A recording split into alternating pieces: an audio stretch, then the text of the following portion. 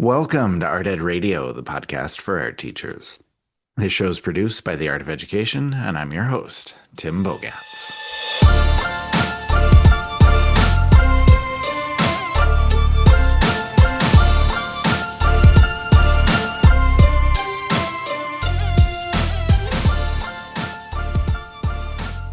I'm looking forward to our conversation on the podcast today. My guest is going to be Melissa Birnbaum, an art teacher from New York City.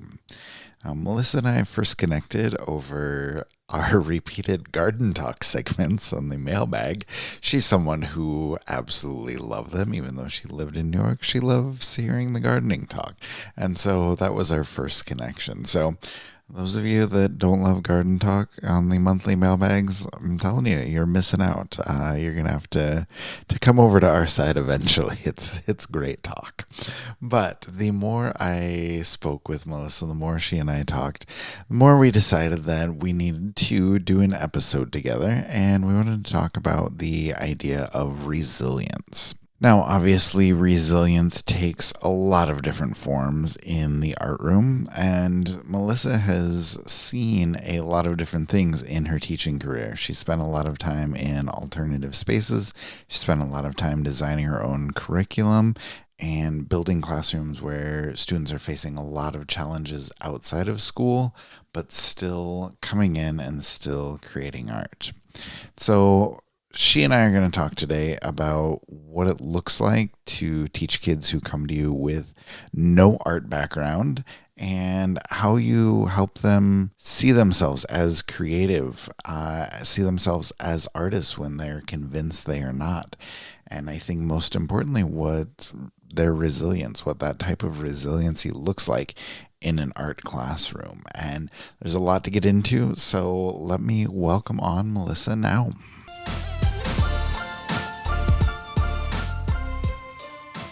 Hey, Melissa Birnbaum is joining me now. Melissa, how are you? Oh, hey, Tim. Greetings from New York City. I found a quiet corner for us to have a conversation. I'm really excited about this. All I've right. been a big fan of the podcast for a few years now. So Thank you. I appreciate that. And I'm glad we finally get to officially talk to you on the podcast. Ex- Can we start by you just giving us an introduction? Can you tell us who you are? Tell us about yourself, your teaching, your art, whatever else you want to share. Thanks, Tim. Happy to do that. I'm a dyed-in-the-wool New Yorker, native New Yorker, second generation public school Very educator. nice. Yeah. And I'm a wannabe full-time artist, but you know how that is, always trying to find the balance. I bounced around a lot of different roles in education and alternative spaces. Many of my roles were combined with teacher leadership and admin, but I Okay. went back to the classroom full time 3 years ago because I feel like I'm in the twilight of my art education career per Okay. se, and that's the best part. I feel like the art classroom is where it's at, and I love teaching. And I also am the chair of the New York City chapter of the New York State Art Teachers Association. So that is all about community, and we formed a full peer support community with a lot of camaraderie where we support each other, and that's been Love really, hearing really that. great and rewarding. Yeah, for Yeah, sure. and For sure. I've never really taught in a mainstream space, always in alternative spaces. And when I went back into the classroom, I chose to return to a New York City international high school in the Bronx, where 100% of my students are American newcomers and native Spanish speakers. Okay. But the common thread of my career through line with all of my students is that all of them have something heavier going on in their lives that they must attend to. So they chose a school designed to meet their needs. And most of their needs are connected to unusually tough life circumstances, but some are connected to being a square peg in a round hole of an education system. Mm-hmm. There's no sequential art programs where I've taught. I've always had to complete autonomy. I've had complete autonomy, excuse me, designing my own curriculums and a bit of a pedagogical control. I've had pedagogical control. Yeah. And I'm a bit of an egghead there, so I love that. It's so fun. I was gonna say that can sometimes be wonderful, sometimes be difficult without support, but if it's something you love, like there's a lot of benefits there. It's so great because there's so much fantastic content out there, you know? Mm-hmm. Mm-hmm. And it's allowed me to create specific curricular frameworks that work for each school, but stay true to what matters most to me, which is creating mindful spaces in the art room and where my students can grow emotionally and intellectually. That's a biggie for me. Yeah, I really like that. So thinking about, the kids that you teach, the spaces that you're in, a lot of your kids probably don't have a lot of art experience. Nope. So can you talk a little bit about what that is like, just teaching kids without much art experience, and tell us a little bit more about what your classroom is like? Sure, happy to do that. And this is very, very true, by the way. One student flat out told me my first day of class this year that he never had an art lesson before in his life. And he looked at me with these giant eyes and he was so wonderfully earnest. And Yeah. I just took a deep breath and I was like, here we go. I was gonna say Here that's we go. wild You for a know, high schooler to have right? never Right. done any art before. And Yeah. he's 16 years old. Wow. And my current school's biggest goal is reinforcing English language literacy. So every Hmm. single class school wide is required to begin with a journal. So Okay. naturally, my journals are sketchbooks. And at the start Yeah. of each class, students get about 10 minutes to sketch. And I give visual prompts to the students so they could either copy or riff off of that, depending on their level. And one of the Hmm. first assignments I do is three-dimensional shapes because it's it's kind of like my art teacher diagnostic, so to speak, because if they Yeah. could render those 3D shapes, then I feel like they have the spatial awareness to maybe move into advanced drawing more quickly. And if they don't, I know I can provide those scaffolds. You know, you taught Yeah. secondary too, so you know, I was gonna say, no, that's a perfect beginning assessment right there. Yeah. yeah.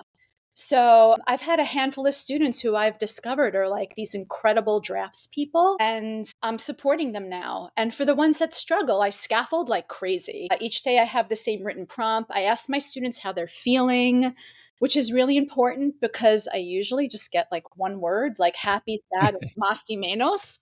But Okay, yeah. pero, right? Some students tell me their life story, you know, Yeah. which has become an invaluable tool for me because I get to meet all of my students in the middle. I get to read. Hmm. It's like that journal is amazing. I recommend everybody does it because it's a great way of reading the room, you know, Yeah, right away. for sure. And this year I transitioned to a more choice-based art room. And I think this works well because we have skill builders where we play and explore different materials, and everyone starts on the same playing field.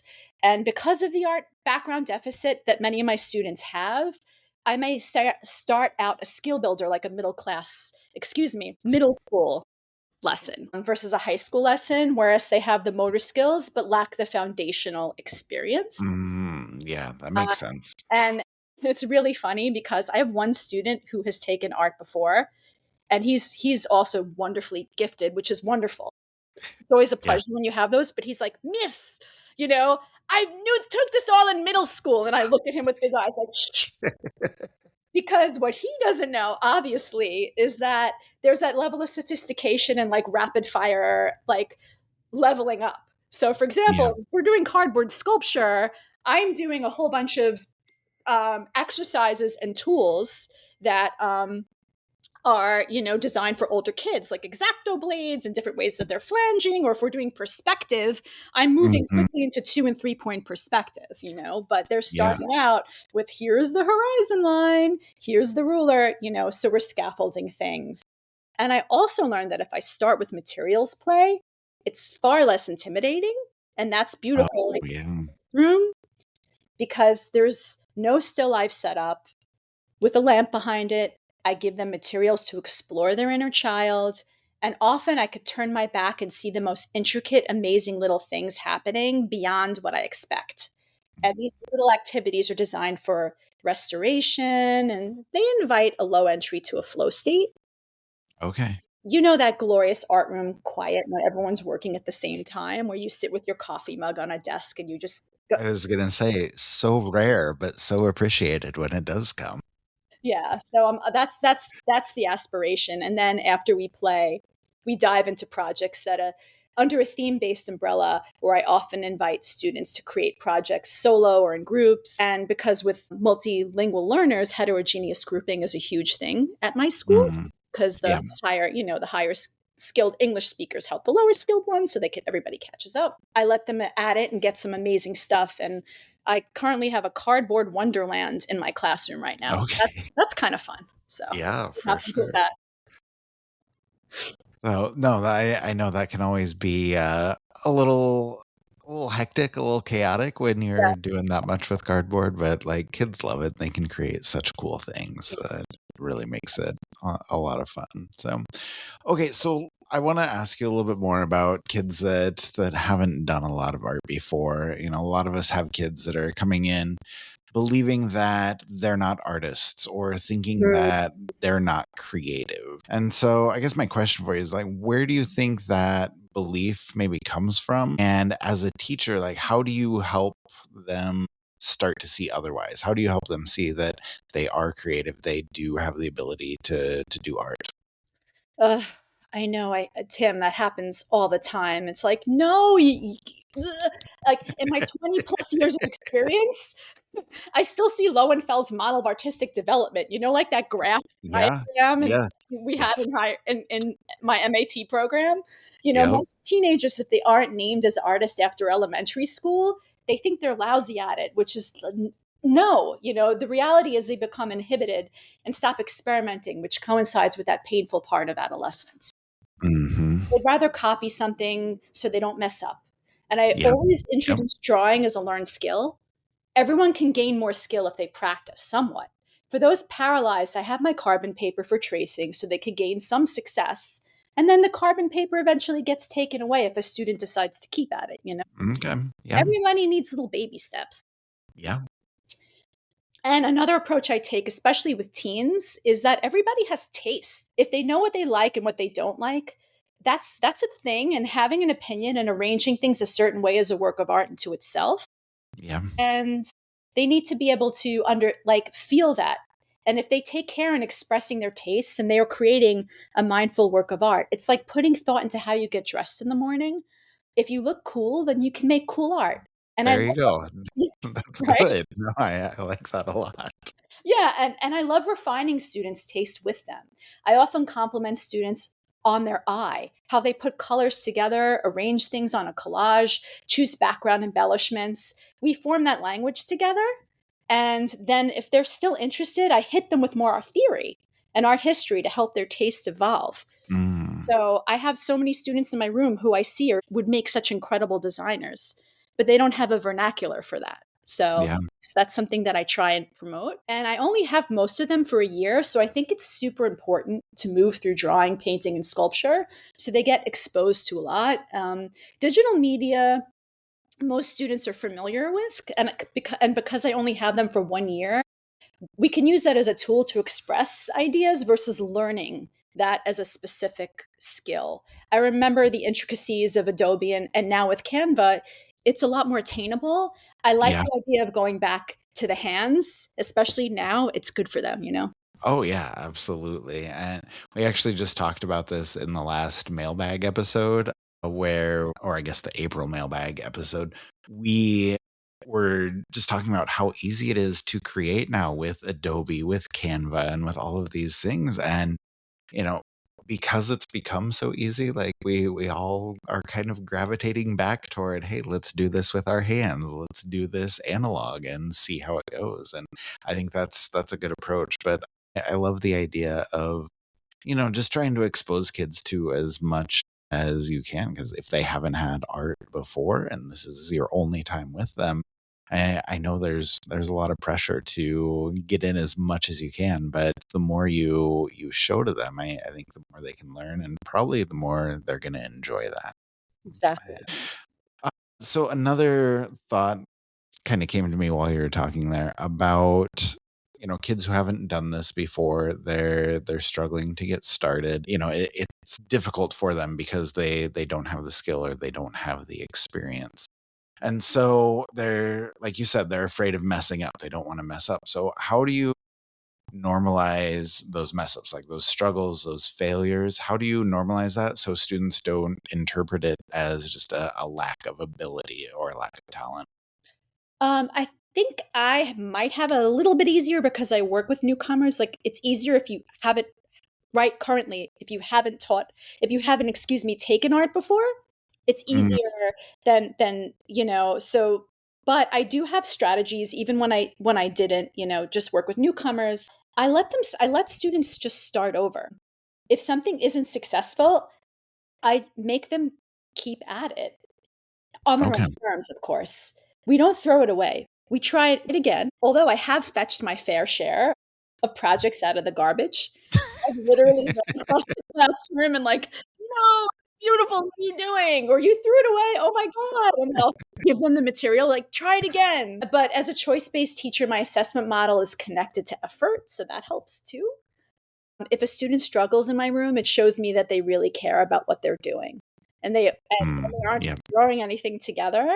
And I'm very adamant about articulating that. I have one student who draws unbelievably well, but hasn't finished one piece yet. And he's his own worst enemy. And his process sketches are now framed and will be in the annual art show. They're Okay. so beautiful. And they're all sketchbook pull lines on his paper. You know, Okay. just Yeah. mark making and the act of art. And they don't, it's almost like they don't believe it. Yeah. It's just developing their eye and their taste. No, no, that sounds so familiar, right? Where you have things that you absolutely love, and kids don't understand or they don't see that. And so, yeah, it can be a challenge to kind of show them that no, Yeah, this is good, this is worthwhile. You're creating cool stuff here. So, sure. like that. Kind of shifting gears, I wanted to have you on to sort of talk about resilience. And so, I when we were talking at NAEA, you told me that one of the things that brings you the most joy in teaching is recognizing resilience in your students. And so I would love to hear more about your framing of that, your experience of that. Like, what do you think resilience looks like in an art classroom? Yeah, resilience looks like the previous student who won't give up on expressing an idea that'll start over and over again. But it could also look like a student that has every option to cut my class or not, but they come to school and then they come to my class. Yeah. It looks like a student who stops putting their head down because, you always have students who put their head down when Hmm. they enter my room, but then they start to perk up when I approach a subject of interest to them as they choose to try. That's like a big win in my head. I'm like, yes. Yeah. Or a student who has the patience to learn a new skill, or someone who doesn't like my assignment but picks up their sketchbook and starts to draw because they're forming their own words and things and expressions and becoming artists. Love that. Yeah.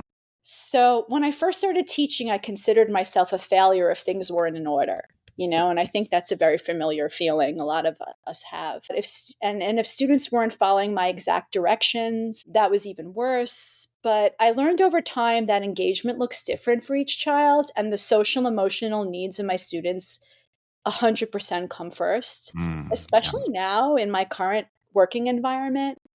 Safety is so important. And if a student is engaged in some form of making, despite all the things that are happening, they're beginning to get there. And if they sit there and don't do anything, they're, they're still watching me and listening to see how I'll react. I mean, that's a common thing too. In my experience, if they do nothing for 30 minutes and just stare, they eventually pick up a pencil and do something because boredom always wins, I feel like. Yeah. Yeah. And I never ever yell at a student. I usually only yell when I get startled or grossed out, which happens a lot, by the way. The other day I like put my hands under the desk and there was chewing gum, like hot chewing gum. Yeah. No, thank you. And I pointed to a group of like boys and I'm like giving them the eye and they're just looking at me and giggling. Yeah, that startled me. Yeah. I can only imagine one's internal monologue given what I shared with you. Like I Yeah. have no idea what they're bringing into my room, like in all seriousness. So my classroom management approach is to love them up. Like it's really the only way. You Yeah. know, the No, worst behaved kids just need love. Yeah, I love hearing that. And Yeah. I think that's a mindset that can pay a lot of dividends in the classroom. So, okay, so let me ask you also about teaching and trying to teach kids to be more resilient. In your experience, like what are some moments in the creative process where students are most likely to shut down, most likely to give up? And as a teacher, how do you guide them through those moments? Yeah, that's very common,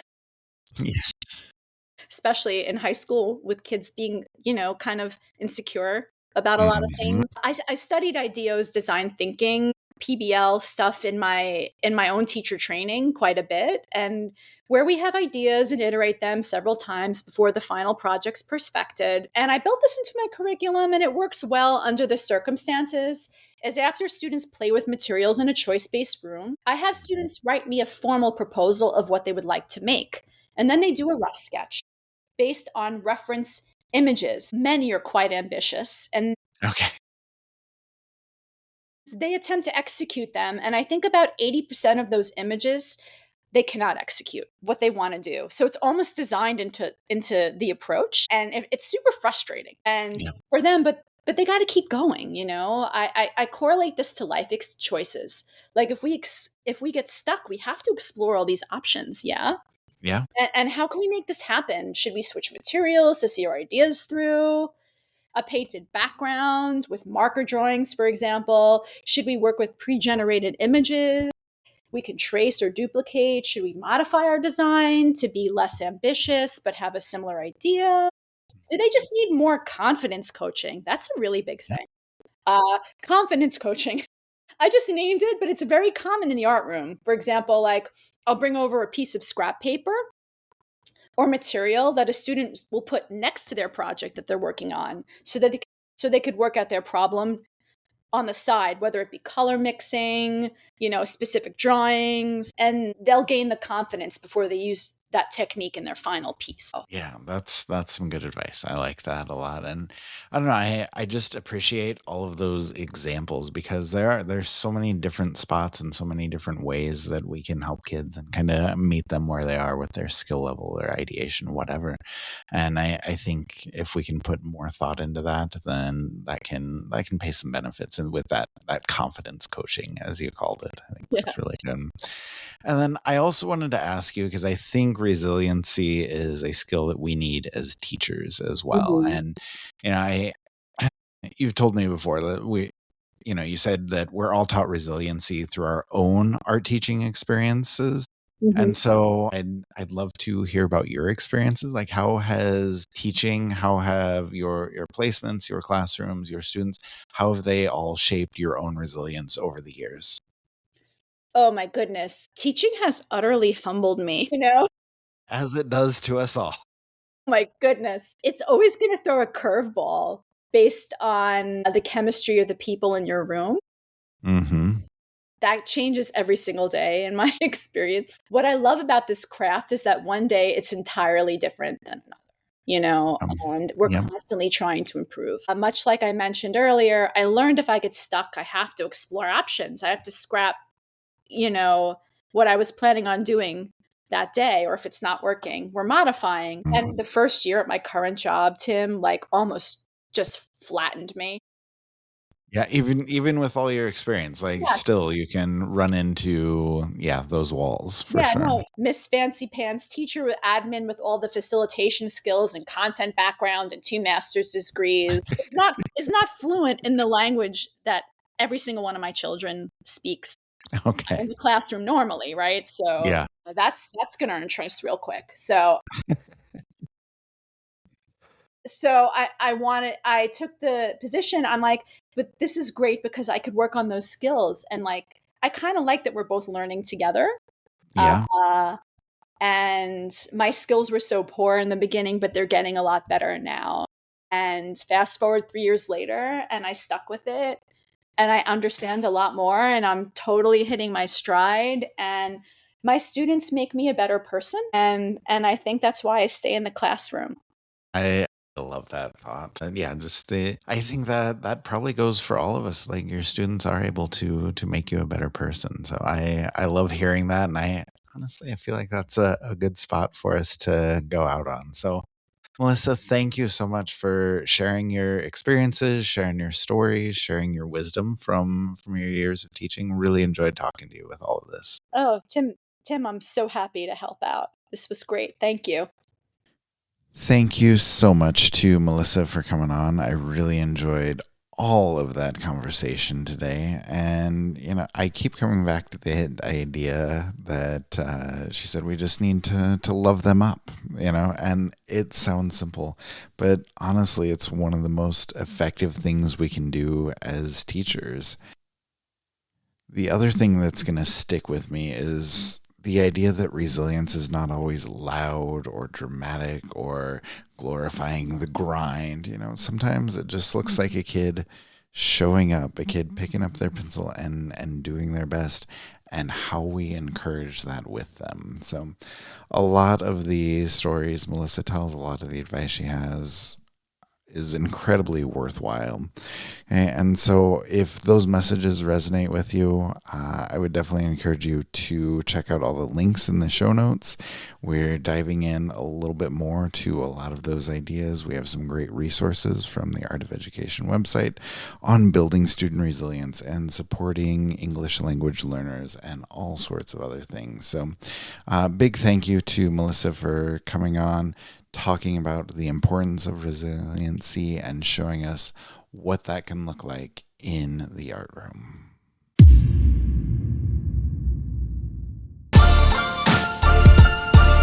Art Ed Radio is produced by the Art of Education with audio engineering from Michael Crocker. Thank you for joining us for today's episode. We hope it was helpful for you. And if you know someone else who might be helped with the information on this episode, we would love for you to share it with them. We also appreciate all of the ratings and reviews that listeners leave for us. So if you have a few seconds to give us a 5-star rating or even leave a review on Spotify, Apple Podcasts, or wherever you listen, we would love to see it. We appreciate all of our listeners, and we will talk to you again next week.